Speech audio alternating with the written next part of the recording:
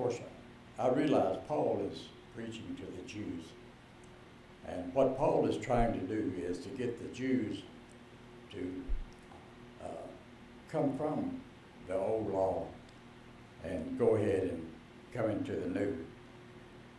And I almost got ahead of myself, but if you read with me Romans chapter 7, know ye not, brethren, for I speak to them that know the law, how that the law hath dominion over a man as long as he liveth.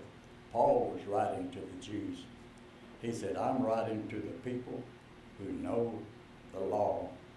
For the woman, verse 2, for the woman which has a husband is bound by the law to her husband so long as he liveth.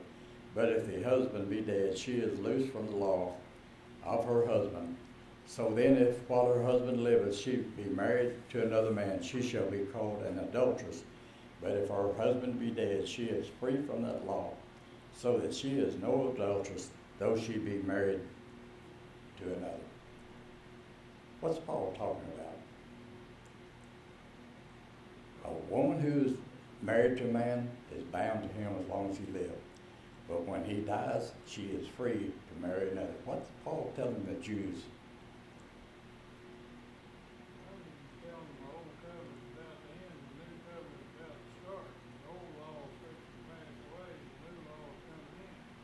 Right. That's what he was trying to do, was to bring the Jews into the New Covenant church. You were married to the law. You Jews were married to the law. And whenever they went into captivity, it was because they were not faithful to their husband, which was God. The Jew was God's wife. And every time she went into captivity, she had been unfaithful to her husband. But now the law is dead.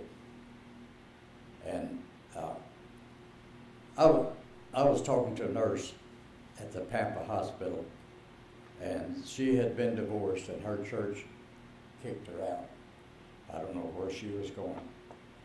But I told her what God was trying to tell the Jews. He was not just talking about marriage, but he was trying to get them who were married to the old covenant law.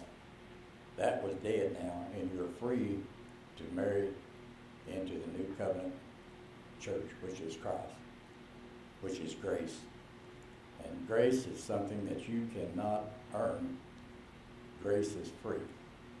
And Paul said, I would give my life for my people if only I could see them saved.